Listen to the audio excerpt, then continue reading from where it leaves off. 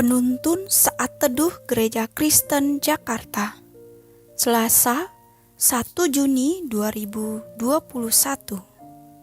Judul renungan, Roh Kudus memberi keberanian bersaksi. Nats Alkitab terambil di dalam kitab Kisah Para Rasul pasal 4 ayat 29 sampai 31. Dan sekarang, ya Tuhan, lihatlah bagaimana mereka mengancam kami, dan berikanlah kepada hamba-hambamu keberanian untuk memberitakan firman-Mu. Ulurkanlah tangan-Mu untuk menyembuhkan orang, dan adakanlah tanda-tanda dan mujizat-mujizat oleh nama Yesus, hamba-Mu yang kudus. Dan ketika mereka sedang berdoa, goyanglah tempat mereka berkumpul itu, dan mereka semua penuh dengan Roh Kudus. Lalu mereka memberitakan firman Allah dengan berani. Saya mengikuti retret di puncak. Saya bangun pagi-pagi untuk jogging keliling villa.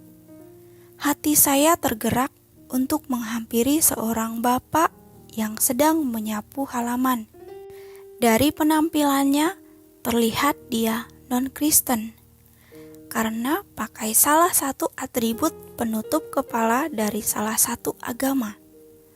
Setelah menyapanya, maka terjadilah perbincangan yang mendalam tentang keselamatan.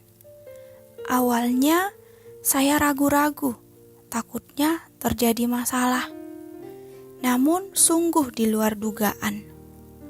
Satu hal yang luar biasa terjadi setelah saya memberikan penjelasan singkat tentang keselamatan di dalam Kristus. Saya menuntun Bapak ini untuk terima Yesus sebagai Tuhan dan Juru Selamat pribadinya. Ia tidak menolak. Kemudian saya mengajaknya untuk berdoa. Saya percaya semua ini terjadi karena kuasa dari Roh Kudus yang memberi keberanian untuk bersaksi. Dalam nats ini diceritakan situasi mengenai Petrus dan Yohanes yang mengalami tekanan dari Mahkamah Agama oleh karena mereka menceritakan bahwa dalam Yesus ada kebangkitan dari antara orang mati. Ayat 2-3. Setelah dibebaskan dari tahanan, mereka diminta untuk tidak boleh lagi memberitakan kesaksian tentang Yesus yang sudah bangkit dari kematian kepada masyarakat Yahudi. Petrus dan Yohanes sangat bertekad oleh keadaan ini. Maka pergilah mereka menjumpai teman-teman mereka dan menceritakan segala sesuatu yang dikatakan oleh imam-imam kepala dan tua-tua kepada mereka. Setelah mereka mendengar hal itu, maka berserulah mereka kepada Allah, memohon bantuan untuk mengatakan situasi yang sangat menekan saat itu. Ayat 29-30. Setelah mereka berdoa, terjadilah hal yang luar biasa. Mereka semua dipenuhi oleh Roh Kudus, lalu mereka memberitakan firman Allah dengan berani. Ayat 31. Memang dalam situasi yang sulit, adanya tekanan dari pihak-pihak tertentu dapat menghalangi kita untuk bersaksi tentang Tuhan kepada orang lain.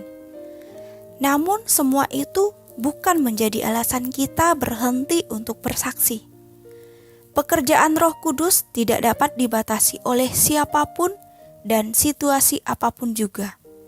Seperti Roh Kudus yang dapat memakai para murid untuk bersaksi tentang Kristus, meski diancam dan diperhadapkan dengan berbagai situasi sulit. Demikian juga Roh Kudus dapat bekerja di dalam diri kita untuk memberi kuasa bersaksi tentang Kristus Yesus kepada siapa saja. Oleh karena itu, jangan kita takut untuk bersaksi. Bersandarlah terus di dalam pimpinan Roh Kudus, karena Dialah yang akan memampukan kita. Latihan paling mendasar untuk bersaksi tentang Kristus adalah melatih hati Anda untuk tunduk di bawah pimpinan Roh Kudus. Amin. Tuhan Yesus memberkati.